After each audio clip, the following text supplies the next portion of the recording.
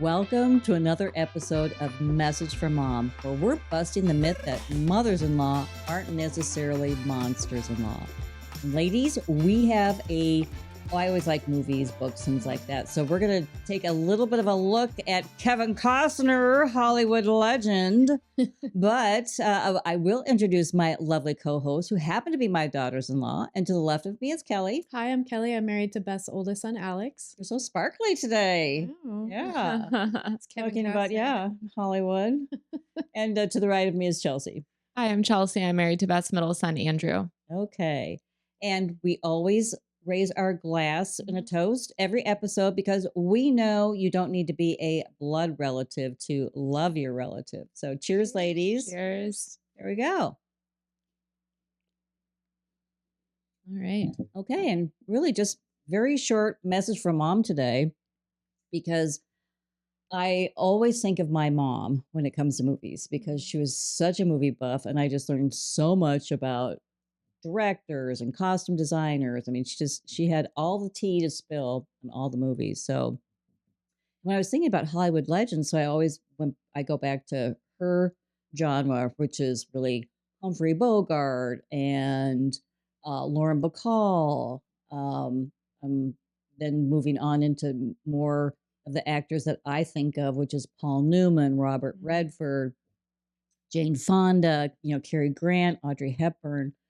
So that's what I think of when I think of Hollywood legends. And I'm not so sure if maybe we've seen the end of Hollywood legends. We actually had a podcast not too long ago talking about Hollywood and it's in a state of decline. So I'm just wondering if Hollywood legends are in a state of decline too, because I really can't think of any new stars on the horizon. I really kind of draw the line at Julia Roberts, Brad Pitt, genre, or not genre, but era that really is, for me anyway. That's just, and you guys, we can talk about this, but we are talking about Hollywood legends, and Kevin Costner would be in that era where he was a Hollywood legend, or we're going to see if we think that he fits in there. And that's really what we're talking about today, because he has been in the news a little bit lately. Yes. And so I just thought we would touch on that of, why is Kevin Costner in the news, and what's going on with that. And so Kelly, I'm going to kick it off to you because you are our TV. You're our Kevin Costner. You're a TV Bro. expert extraordinaire. You really Movie are. expert. I don't know about that. Yeah. So why has Kevin been in the news lately? Well, I think ultimately he's been in the news lately because of the whole Yellowstone breakup, and then also because of his 4-part movie Horizon, which is Right. so the first movie of this series came out last month. The part 2 comes out this month in August, I think. And then we'll see about 3 and 4, which according to Costner in an interview that was given to GQ back in May, 3 and 4 haven't been funded yet. So we don't know where that stands now. But I think Kevin Costner's breakup with Yellowstone is really what has him more in the news now than anything else. And that's been in the news for the past year or so, because production was halted. Right. Because there were issues, probably, I mean, there's so many legal issues when you sign on to do a TV show and then don't want to do it any longer. And then there was nobody was coming out and saying anything about Yellowstone except that production was stopped. So the rumor mills really started churning at that time. And then Kevin Costner also was divorcing his wife, or she was divorcing him. So then that was, part of the whole hoopla as well. So He had a lot going on. He had a lot going on, poor guy. And he's just a little bit older than me. So I'm just like, my heart actually kind of went out. How old is he? He's 69. Yeah. Oh, wow. He's still super cute. Super he cute. is. He's aged really well. I would totally go on a date with him. I think that he aged fast, but they say if you age fast, then you age well. He aged See, fast. he's just been the same looking for That's exactly it. years. Yeah. Oh. I think he's cute. But yes, so we had the whole brouhaha with the Yellowstone controversy. So what do we know about that? Or what Well, do you think you know about that, Kelly? Well, I think what was revelatory was this GQ article, this that came out, as I said, in May, and this was the first time that Costner really talked in depth about his take on what happened with the whole Yellowstone breakup. And so I think he just, and I feel like he's a strong silent type and kind of has stayed out of controversy and media for most of his career anyway. And so this was kind of a big deal for him to be caught up in this, you know, kind of disastrous outcome of that television show at the last minute. And then, so for him to come out in a magazine interview and talk about, you know, his version of what happened as being like his first moment of giving his side of the story, I think was I think a lot of people wanted to know what his side of the story was, and so this article really gives it to us. According to Costner, you know, they had set about filming the final season of Yellowstone, and then the studio came back and said that they were going to split it into 2 halves, which would mean doing the first half, going away, and then coming back and shooting the second half at a later time. And so this is what really caught him off, was because he had already had contracts to start filming Horizon when that second or the second half of that last season was supposed to be shot. That's right. Right. So from Costner's point of view in this article, or interview, he talks about how, so he was all on board and totally fine with it, but then they came back with this split season thing. And he was like, well, I have a conflict with that. That's right. But, you know, if we can get the scripts and we can start, you know, early, I can totally finish it out. And the scripts never came. So he's waiting around, basically from his perspective, waiting on these scripts that never came. And then it got down to the wire. And he was like, look, I've got this week where, you know, if you want to kill me off, that's fine. Whatever you want to do. It would be very easy kill to me off. do. It would, honestly, it would be very easy to do with that. Just let me film Oh my my God, you know, it's been going on for 5 million years. Yeah. I'm just shocked he hasn't been killed off yet. Oh, well, they should have thought about that ahead of time. They could have already done it. But so it sounds like, and who knows, you know, what really is going on, but this is just according to the GQ piece. And this is by Zach Barron, actually, the writer.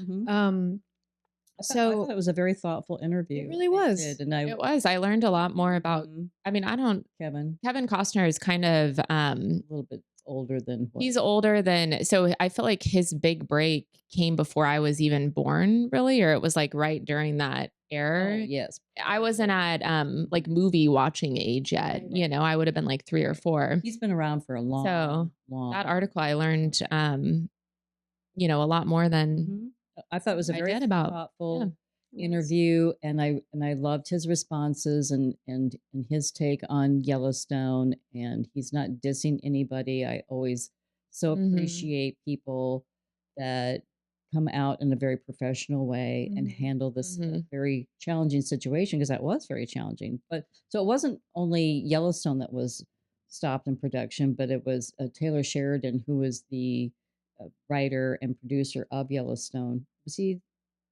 I don't think he directed all of them, but anyway.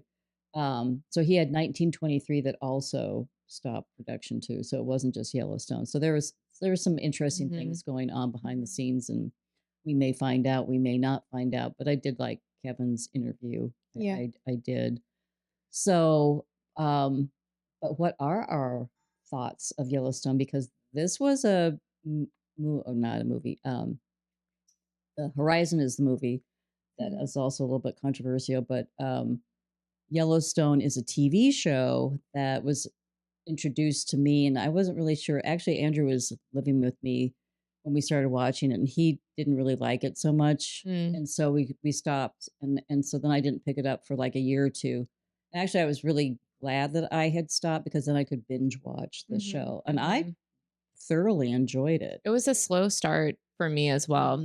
Yeah. But I do think that one of the reasons why I loved Yellowstone was Kevin Costner and his character, John Dutton, which I think really carried the show. Yeah. I did. That's so interesting, because, and maybe this is just me showing my age again, but when I watched Yellowstone, it had nothing to do with Kevin Costner. I hate to say that.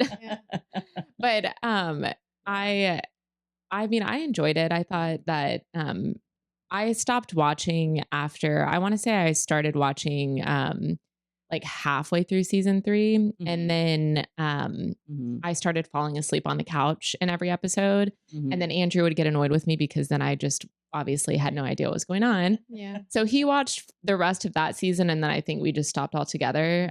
Just because, I don't know, it got a little long for me, like long-winded, and it just felt like they just kept doing the same stuff. But I did like it the first two seasons a lot. Well, I think it took Yellowstone kind of a while to catch on. It was on Paramount. It was one of the few first like totally solitary streaming channels. So like if you didn't have HBO and you didn't have like that normal stuff, Hulu hadn't developed its base of stuff that well yet. So it was 2018.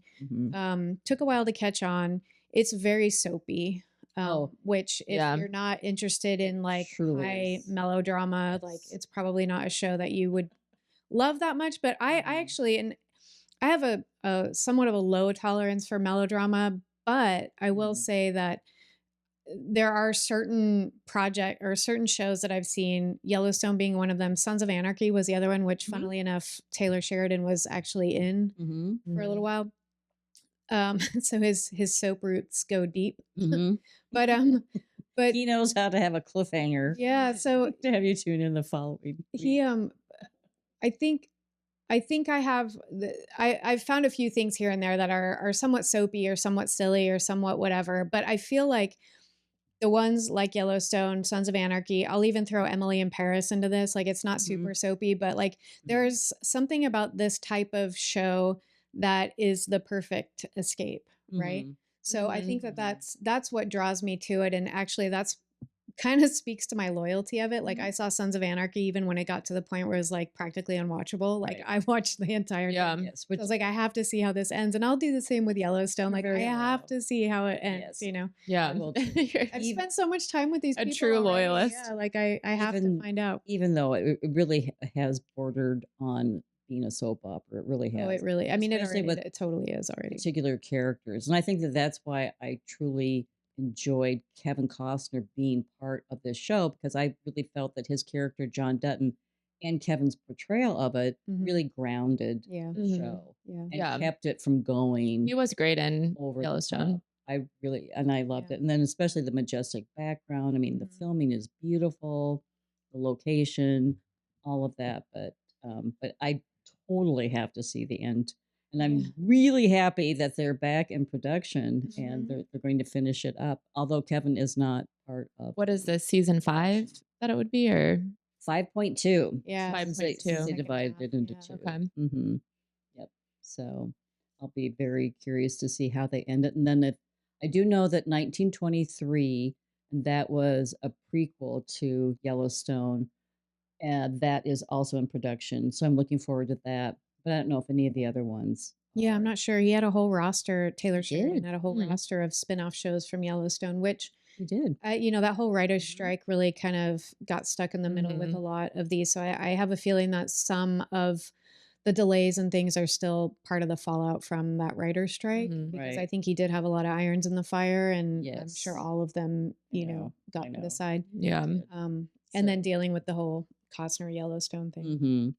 But I do truly believe that Kevin really brought something very big to the show. And if you hear any of the interviews of the other actors that played alongside him, they truly loved having him on set because he brought professionalism to the set, and he really was not at all narcissistic. He was a team player, and they all felt that he really upped everybody's game. Yeah. So he seems like he's like a guy with a lot of grit. I think that he is. I think he brings that to the table in a lot of his movies. And well, he certainly brought the gravitas to a humble little TV show. He did. And then later in life, because Yellowstone's been out for what, 6 years now? 2018. Okay, so 6 years. So he was probably like 62, 63 when he started filming this, and really a big star like that lending their name to an unknown cast of characters, that's really huge. So, and he really did. And I give him, a pat on the back about that. But let's talk about his career, because we are talking about, is he a Hollywood legend? And I was kind of on the fence about this, but let's take a look at his earlier career, and I'll kick this off because I know Chelsea, you were born about the time one of his very first movies came out, and his very first movie was No Way Out.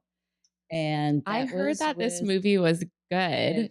you would like it because it's a thriller. Well, no, so actually, it's a spy when I was thriller. prepping for this, and I didn't get a chance to watch it, but now I do want to go back and watch it. I can watch it. I think I haven't seen it in probably 10 years, but so that was his first movie. No, it wasn't actually. Oh, it wasn't? What was his No, first so movie? I was like, so yeah, because Well, that was when he became a star then. yeah, I think that was Okay. 'cause he had 3 movies that came out, Silverado, The Untouchables, and No Way Out, all between 1985 and 87, and they were all huge hits. So that was like his upswing, right? Yeah. But he had been starring in not starring as a lead, Right. but he had been in movies since 1981. Okay.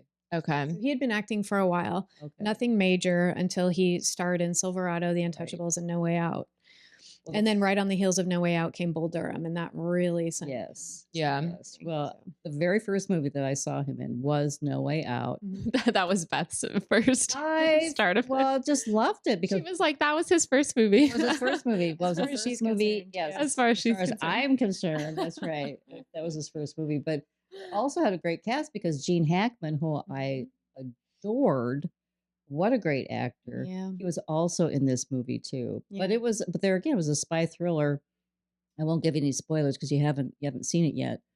But the ending is pretty amazing. I'll watch that tonight. He did a great job in that movie. And then the second movie that I never saw Silverado, but I did see The Untouchables, and I always loved that story. So that was set in Chicago, and it was how the Untouchables, it used to be a TV show years ago, but it was how Elliot Ness finally took down Al Capone. It was a very satisfying movie. Yeah. And there again, great cast because Sean Connery was in that movie.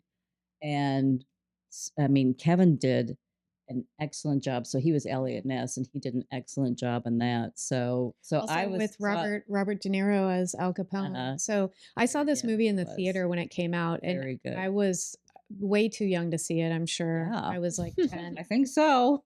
10, 11. What year was this? 87. Okay. But the scene wasn't born yet.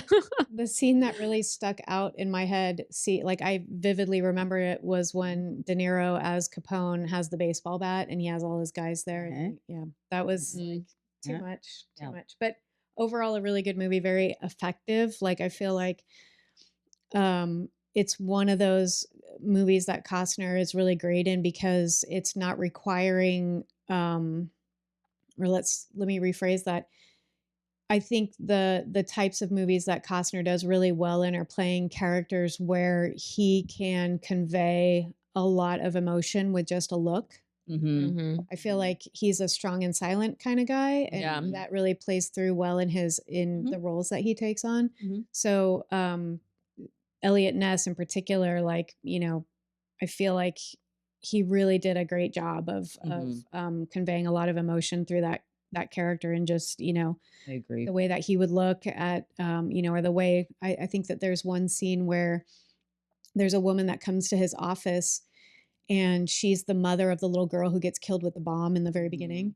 And she tells Elliot Ness, who's new to the job in Chicago, thank you so much for doing this. I know that you're really fighting for us with children because you have children. And he doesn't say anything in the entire conversation, like the scene, but just the look on his face and the feeling of the weight of what he has to take on, to bring down Capone. Like it all comes through right then. Protect Chicago, the citizens of Chicago. And it was just really captured perfectly in like 2 seconds of emotive face from Costner. And it was like it was really good.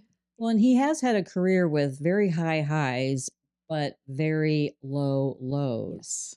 So do we think that he's a good actor because of the lows were so low? I'm just kind of, because I will just share with you, I really was on the fence as to Kevin being a Hollywood legend because of his lows. I will have to be very brutally honest about that. I feel like the movies have, like, the ones that are highs are so good.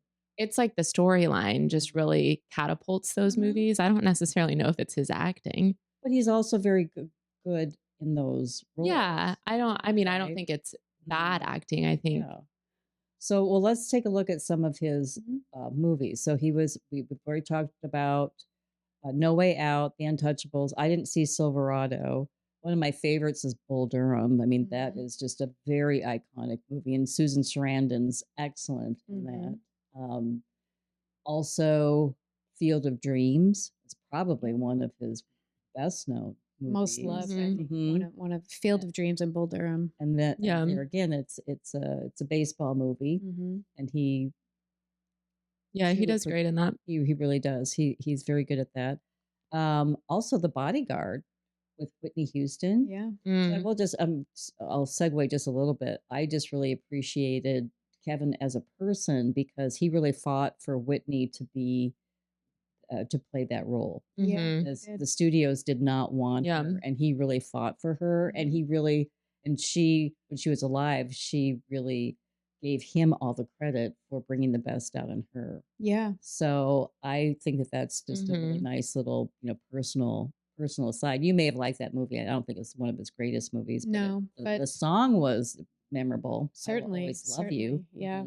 It's iconic. And I think didn't they develop a relationship after that, or like they were really good friends? Oh, well, really good friends. I mean, yes, just always really good friends. He gave the eulogy at her funeral. Yeah, very touching. They actually put that whole production on hold for like a year because she was on tour, and they wanted her so badly for it that they waited to start making the movie until she was free to do it. Yeah. So, do we think that Kevin is a good actor? I do. So I think that I think the low points in Kevin Costner's career are more purely based on the role was not for him, and it should not have been him. Yeah, that's fair. And I think the only one of those movies that he actually directed that was just, in my opinion, it's hardly watchable is The Postman. Terrible movie. He directed it. He shouldn't have been in it. It just was not good. Well, Waterworld was pretty bad. That one was also very bad, but I thought he directed that one. No, he didn't direct that one. Okay, he just. Oh, he did. Are you sure about that? Okay. So our producer is saying that he did. I'm disagreeing with that. Can you look that up very quickly? Kelly's disagreeing with the producer. So. Told you. Oh, it's Kevin Reynolds. So So Kevin Costner did not direct Waterworld, but I'm telling you, boy, was that. He's only directed 4 movies: Dances with Wolves, The Postman, Open Range, which that's a tough one to get through. Okay. And Horizon. A new one, Horizon. When I was doing my research on all of this, and they were listing out all of these horrible movies, and I have, thought to myself, oh, maybe I should go and watch one of these. And I go, no, I can't do that. No. I think, so I think Kevin Costner has, I think he's gotten to a point in his career where he's willing to risk $38 million to make a movie, Horizon, which I think says something in about 4 parts. That it's his vision that he's been trying to make it since 1988. Now he's finally doing it. Is it a good idea? Maybe, maybe not. But I think that there are movies that are iconic that would be completely different movies, and we wouldn't love them as much as we do if Kevin Costner wasn't in them. So whether or not you think he's a good actor, he has become synonymous with a certain number of films that we can actually see. But I also think a style of movie, like he's so good in sports movies. And I know that he really is. So For Love of the Game is really good. There's the football one, Tin Cup. He's great in that. Great in Tin Cup. So fun. Rene Russo. What a clever movie. Kind of a little bit more comedic too. Yeah. I really liked him in McFarland USA, which I think gets a lot of flack for being a white savior movie, but it's a really good story, and he does a great job in it. It's a movie about him going to Central California. He was like, I think, a football or a soccer coach, and then he ends up coaching the track and field team. It's a Disney movie. It's really, I really enjoyed it. I thought it was really entertaining, and it was super cute. It was very cute. Draft Day, which gets a lot of flack because it completely is not what Draft Day in the NFL is actually like. But he's so He's compelling in he's that compelling it. role. Like he's so He is. charismatic, and Mhm. I do think Jennifer Garner was miscast as his love interest because she seems way too young. I thought so too. But that was my big beef yeah, with that, it needed to be an older that movie, but I actress. love the movie. But yeah, but he's just so I did. charismatic in that movie. Like it's so Mhm. fun to watch, and they use some like split screen devices which really keep the movie moving along. And so I find that one is somewhat rewatchable because of its pace and just his iconic kind of Kevin Costner-ness that he brings to it, which is why I do think that he will endure in time as a Hollywood icon, is because I do think he has these roles that are just, yes, he has Waterworld and he'll always forever have to try to live that down. But he also has some movies that I think outweigh that in terms of his contribution to iconic Hollywood. I mean, every actor has, you know, their low lows. So Yeah. Well, some have more. I think he has more. But there again, maybe that's because he's willing to take a risk. So I'm he's like, very, you know what? My hat's off. yeah. My hat's off. If that's He's almost the like case. like he's obviously an older man, but it's like he has this kid-like mentality. Yes. Almost where He's very he youthful. is willing to take the risks that most people would not be willing to take. And I feel like you almost have to have that kid-like mentality to be willing to spend $38 million of your own money, because most people would not do that. That's right. Especially at this stage of their life. Right. Especially on something that you don't really know if it's going to do well. Well, I think that speaks too to like he's a man of conviction. Like he has his passions and he wants to you know, achieve those, you know, whether it's making a movie or a TV show or investing in, he's invested in all kinds of like environmental companies and things like this. Like he's very passionate. So, yeah, I think that. Well, I read, I don't know if I read or I listened to this, but someone was saying that I guess one of his earlier movies, and whatever movie it was like the very first time that he had a line in a movie. And I guess he almost refused to say it. And it was like the moment that he was going to be able to get his SAG card. And they're like, Kevin, just say it. Like, you have the line. Yeah. And he was like, well, it doesn't make sense for me to, like, it just doesn't make sense in this movie. Yeah. So, you know, he's definitely a man of passions and someone that's willing to fight for something that he believes in, for sure. Somewhat non-compromising, even if it fails. Even if what we get out of it is Waterworld or The Postman. Exactly. Well, now, so Chelsea, you haven't seen as many movies of Kevin's, but which ones would you say are your favorites? So the ones you've seen. So what have you seen actually? Field of Dreams. I've seen, and obviously I love that movie. I just rewatched that movie. I love that movie. A couple of days ago. So endearing. It's so good. It's actually, it's a really weird movie when you think about it. It's a very weird storyline. There's a lot of funny conspiracy theories about what it really means out there. Yeah, you can go online and find them. I won't necessarily go into all of it, but they're fun theories of like, did any of this actually happen? You know, because there's a lot of, you know, because the whole back in time and the dead people come, or, you know, like the ghosts of the. So then they go back in time and they find the guy and they bring him back with them. But why, you know, there's all kinds of things that we don't need to get into necessarily here because I think people have covered it way more in depth. But there's a lot of fun theories out there. Such a sweet movie. That's when was Dreams? So Field of Dreams, For the Love of the Game. Love of the Game. It's like all of his sports movies, really. I will say I am not a Western gal movie. What about neo-Westerns? Like there's a whole, like Yellowstone falls into this category, but there's a whole genre now of Westerns that are set in modern times. So they're called neo-Westerns, and a movie called Come Hell or High Water is one of them. There's a movie called Let Him Go with Kevin Costner and Diane Lane that came out in 2020, which I actually really liked this movie. And it's classified as a neo-Western, mostly because it's taking place in the West. I was going to say, why was that one considered a Western? I didn't necessarily think that it was. One with Diane Lane. What was the name of that? Let Him Go. Let Him Go. That was a very good movie. So they're called neo-Westerns mostly because they're taking place in a part of the United States that is considered the West. So we're talking about like Montana, Texas, you know, all of that range that way. Utah, and then it also has to do. It also has to do with the type of lifestyle that's being portrayed. So if we're talking about ranchers or, you know, cattle people, like farmers, anything like that, that kind of falls into this. Okay, that's fair. You know, so that's kind of very loosely like where some of these neo-Westerns, why they get classified that way. Okay. Yeah, because they're depicting a way of life that is still set in Western, like old Western values, even though it has a modern, it's taking place in modern time. I think for me, I feel like a lot of the ones that I have tried to watch just feel really slow. And I just... They are. Anything that's, I mean, that's why with Yellowstone, I had a hard time kind of getting into it. And I finally did get into it. And then, you know, you actually like really get into it halfway through, you know, the first season. But it took a few episodes for me to finally. But yeah, I feel like I love all of his sports movies. I really want to watch that thriller movie because you will love I it. think that might be one of my top ones. As I said, I have not after I watch it. He's so young in it too. He's so young. He's so young. But I think that it has translated well. So I do think that you will enjoy it. No, I think that How would about be Molly's Game. Molly's Game. I liked that movie. And he just had a supporting role in that, but he brought a lot to that movie.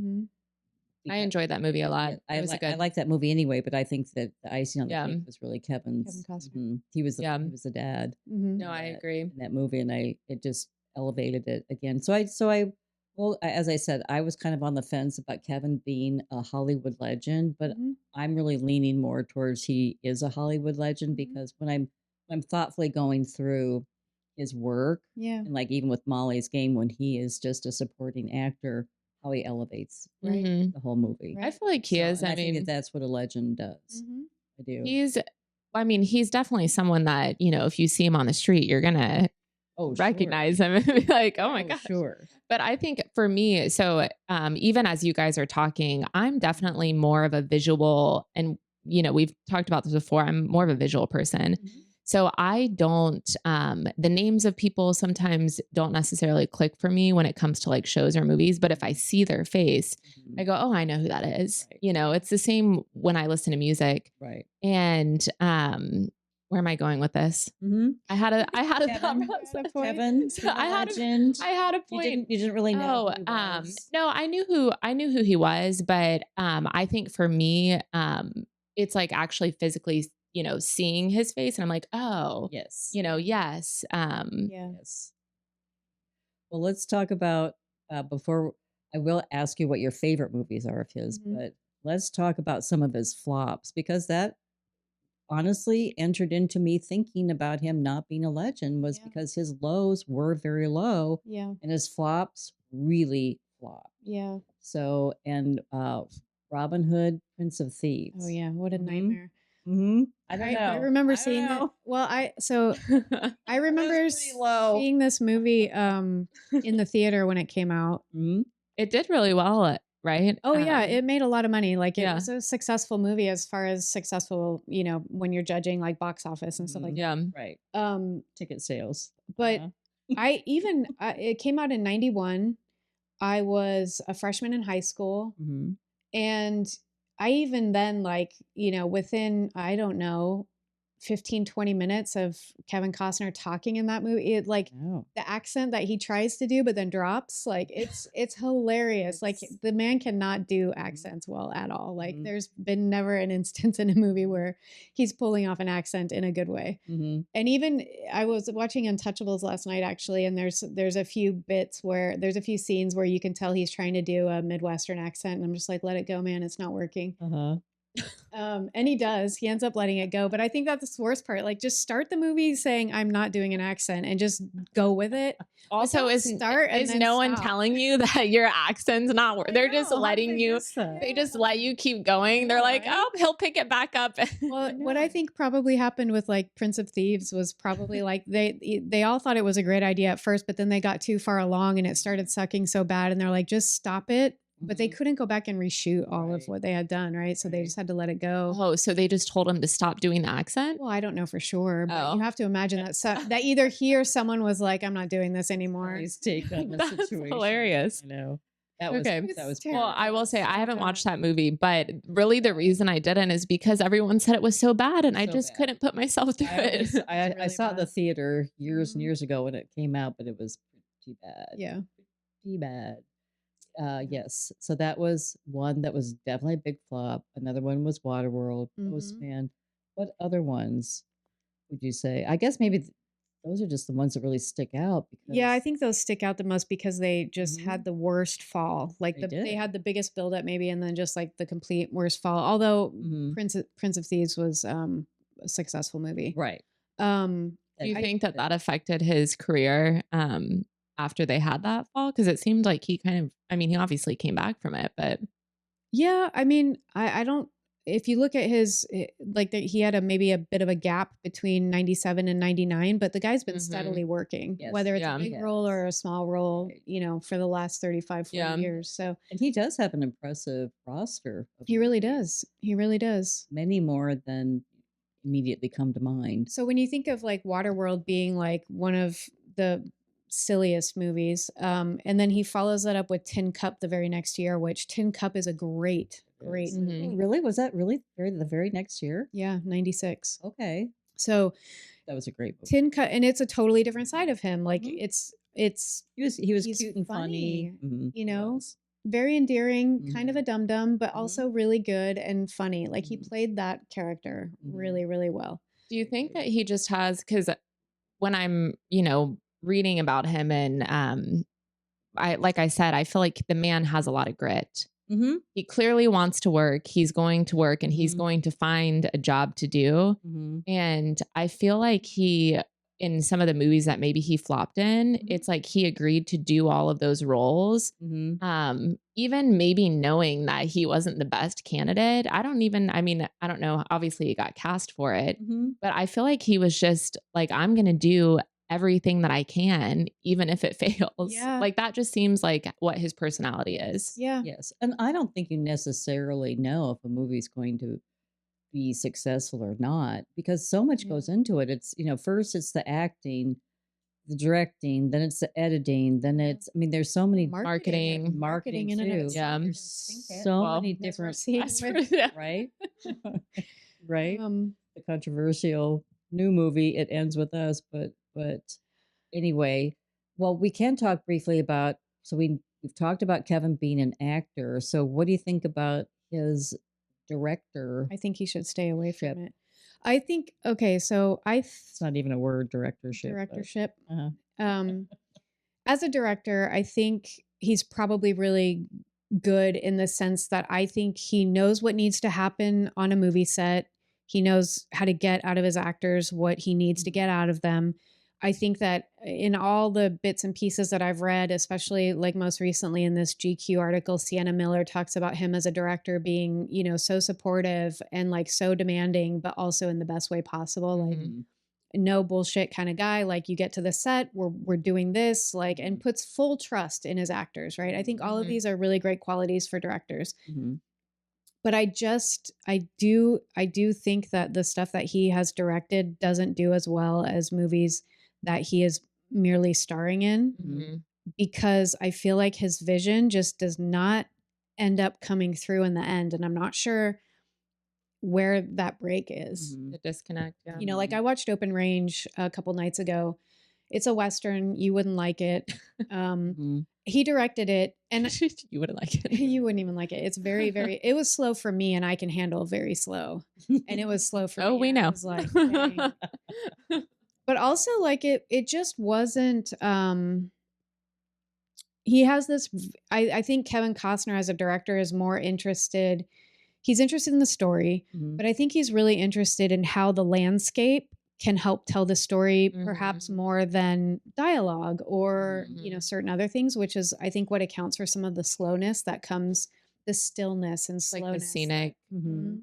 Which I don't think is necessarily a bad thing, because there are directors out there that make really slow, beautiful movies that I've gotten very much enjoyment out of. Mhm. But I think that there's something that's not connecting in some of his stuff. And I actually, Horizon is a 3-hour movie, the first installment, part Mhm. one. It's a I know. 3-hour movie, and it's told in a I way haven't that watched it. I just A lot of his movies are longer though. yeah, and he actually gives a very good Yes. reason for that. He says, "I want them to be long. They need to be long to tell my story." So he doesn't care about trimming, the way that a lot If a movie is longer than 3 hours or 3 hours, it needs to be a series. It's really well, hard. and It's so hard. here's what's interesting about Horizon and his directing that he's coming off of a very successful television show. It's an episodic show, right? He's got this dream to make this very epic Western called Horizon. He's been trying to make it since '88. It's a big deal for him to do it, right? I think that he recognized, especially with $38 million of his own money. yeah, I think that there's something that he recognized about how the shift toward people's consumption of TV and movies, it has changed. So I kind of, when I'm watching Horizon, I sort of realize like he's telling this movie like it should be a TV show. Like each character's arc is unto itself at this point, and they might all come together at the end. I have no idea what 2, 3, and 4 have in store for us, but at least from what he's telling with this first installment, 3 hours long, it feels like it could have been a 3-episode series. Each episode is an hour, because the way that it's coming together, it's just like, this is not as cohesive as it needs to be for like one solid movie. You could do like 2 seasons and have the whole story. Well, I'm just wondering, like, why is he trying to force Horizon into the movie box? It's like a round hole square peg situation. Well, especially now because movies are on the decline, because people really do want to consume their movies, through TV, right, and through a limited series. So I am really curious. Well, also, I mean, whether or not he thinks that a movie should be 3 hours long because he needs to tell his story. At what point in time do you go, okay, well, maybe not everyone wants to watch a 3-hour movie? Sure, but that goes back to what we were just talking about, us respecting him for in his vision. That's true. Right? Well, you can have grit and have common sense too. Well, that's why. Well, that's I guess why I think like the smarter thing to do, perhaps especially to make back his 38 million, would have been to make this a limited series, and then just have seasons of it as it gets funded to do it. But then too, I'm also thinking he's been in Hollywood his whole life. He did do the Yellowstone series, but that's the only encounter that he's had with television. So maybe that's really why he's still true blue to Hollywood and doing a movie, rather than, seeing the landscape, what's going on. But I do want to touch on Dances with Wolves briefly, because that was another movie that he did direct. So Chelsea, have you seen Dances with Wolves? I have not seen Dances with Wolves. That one. So I remember when it came out in the theaters, I loved it. Yeah. And it's been years since I've I know the storyline and kind of. And that's a long movie too, isn't it? Like, I saw that movie when it came out on Christmas Day. Went to the theaters. I was in LA with my family for the holidays, and it's like I think it's 3 hours. If it's not long, if it's not 3 hours, it's right close to it. It's pretty long. But yeah, it was his directorial debut, and it's kind of crazy because it came so early in his career, and then it really sent him into the stratosphere because he won Best Director. It got Best Movie. He starred in it. Directed it. But that's also a movie. If you go back and watch it now, I was so impressed with it when I saw it the first time, and in subsequent viewings when I was younger, because I just felt like it was like such a broad, sweeping, it was a sweeping, movie. Going back and watching it now, you're like, there's really not that much that's going on in this movie. No. What year did it come out? Let me see here. 1990. Yeah. So I did read that, and I don't know if this is true. I mean, obviously I haven't seen the movie, and I know the synopsis of it, essentially, but I read that maybe Avatar like took their storyline from it. I don't know if that's true. Yeah, I don't know. I haven't heard that. I haven't read anything about that. It would be interesting to kind of like go back and rewatch both and look at the parallels. I can kind of see how how that could be the case, just in my memory of Avatar, which I haven't seen since it came out. But I think that I think that the Dances with Wolves, it was like a timing thing. Like it was like the first kind of neo-Western, if you could even call it, they weren't even calling it that at the time, but things like that, there hadn't been Westerns that had come out like that were, That's right. Well, and then it was controversial. Yes, because Right? it was really one of the first movies that took a look at American Indians more from their perspective than how their story has been told through the years. Yeah. So that was very groundbreaking. It was, yeah. And that was one of the things that I really liked about that movie. And you saw the trajectory of Kevin's character, because he's just sent out there. So the army just sends him out. He's at this post all by himself and really left. Well, the guy, his commanding officer that sends him out there shoots himself. So he's basically out at this post by himself. And the only person that knows that he's there or out there is dead. Yeah. So he's just out there, and he does have I think his character always kind of has a curiosity, if that's the easiest way to say it, at the beginning of the Native Americans. But then he, realizes like how their living is the way that he wants to live his life. And so, so he befriends a wolf first, and then I think he calls him Two Socks, and then he befriends the Indians as well. And I can't remember which tribe it was. But I thoroughly enjoyed the movie. I thought it was very good.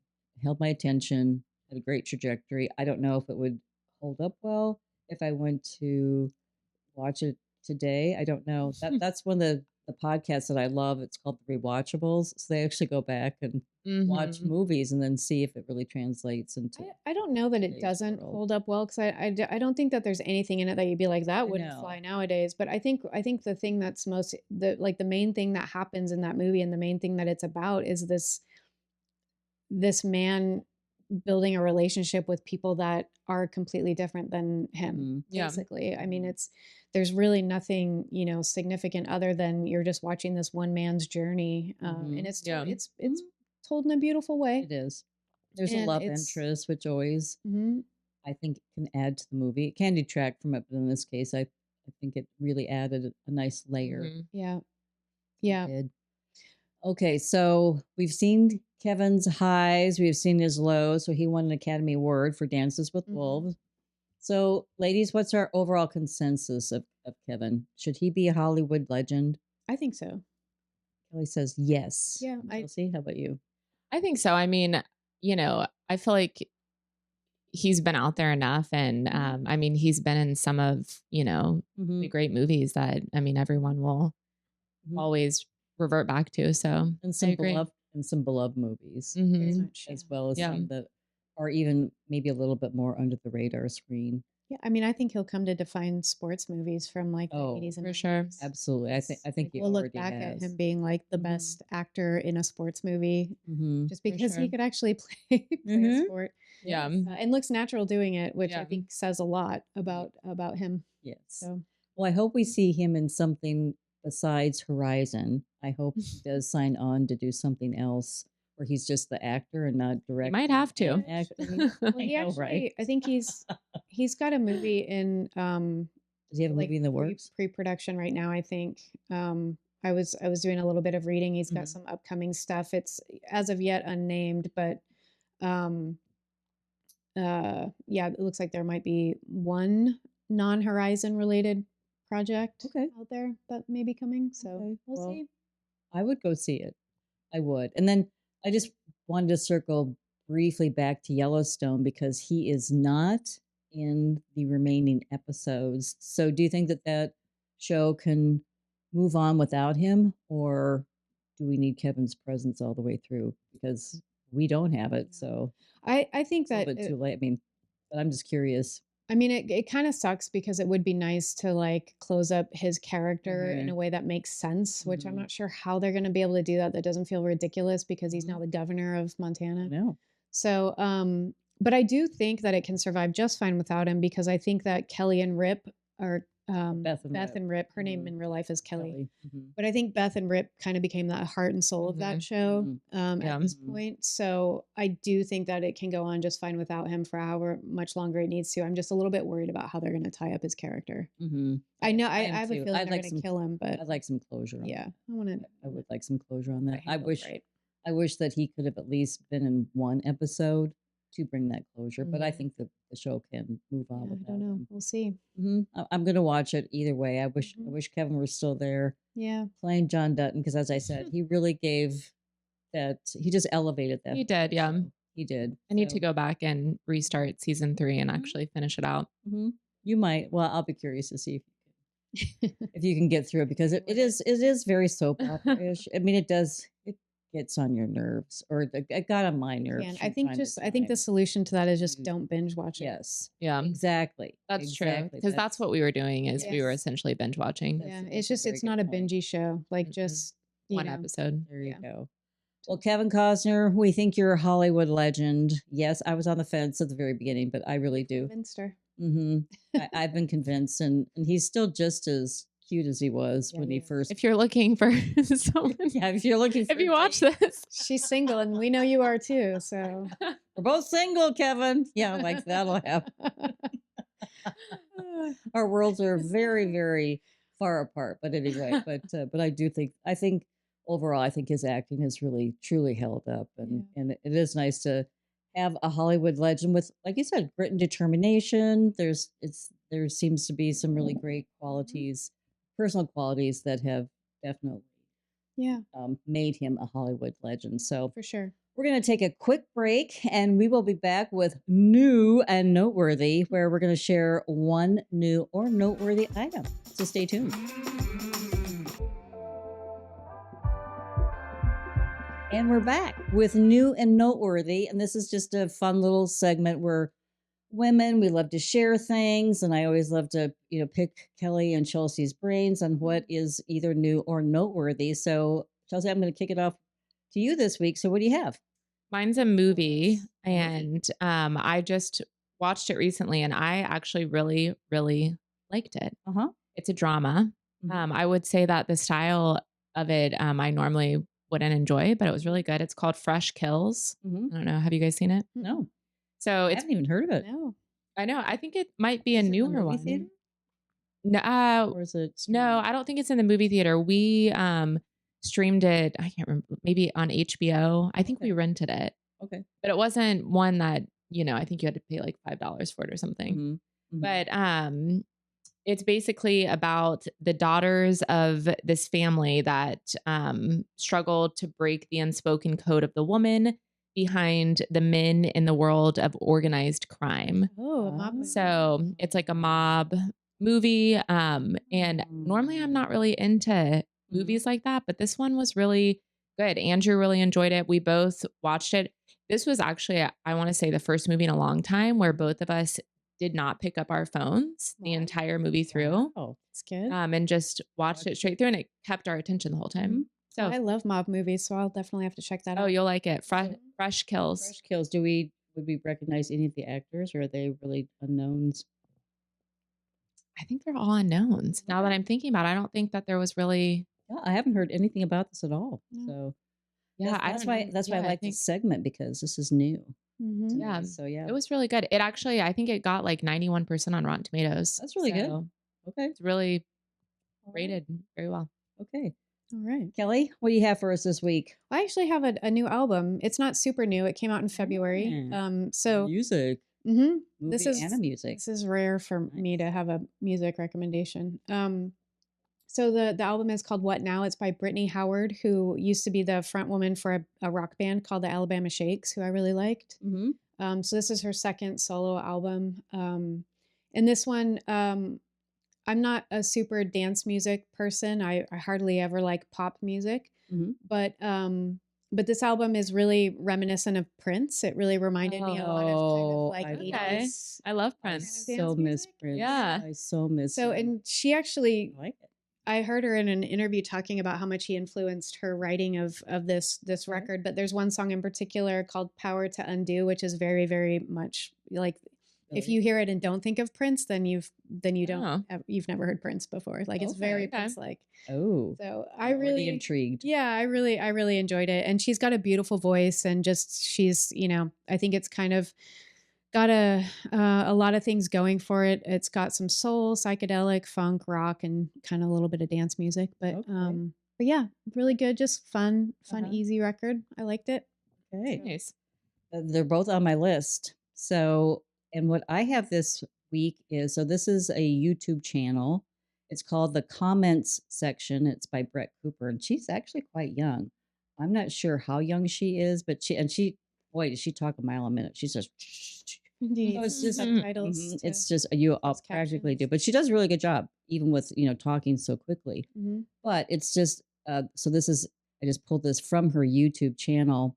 It's called, as I said, The Comments Section, and it's an irreverent, viral content and news review show offering an against the grain, laid back perspective on today's culture. Interesting. So it's just really just pop culture topics. And so I came across her channel when we were discussing the book by Colleen Hoover, and then the movie It Ends With Us. So that's how I stumbled across it. But I became intrigued. She's really good. Okay. Love her set. We need a set just like hers because it has like, books behind her Oh, and fun. and Yeah. very iconic like photographs or mementos or something like that hanging on the wall. So it's just a art gallery and then books. And I'm like, I like her already just with that backdrop right Yeah, there. nice. So yeah, and she's just a rat-a-tat-tat. So if you're just like super easy breezy, most of the segments are just 10 minutes long. Every once in a while, she goes longer. And she had one that I really liked. So I don't know if you're familiar with Olivia Culpo. Oh, yeah. She just married Oh, I know the drama. Christian McCafferty from the San Francisco 49ers. And boy, some people really dissed her wedding dress of all yeah. things. Well, her sister had some drama too. Oh, her sister did too. Well, anyway, Sophia. So I truly appreciated her take on that. So anyway, all right, ladies. Well, we have wrapped up another episode of Message from Mom, where we're busting the myth that mothers-in-law aren't necessarily monsters-in-law.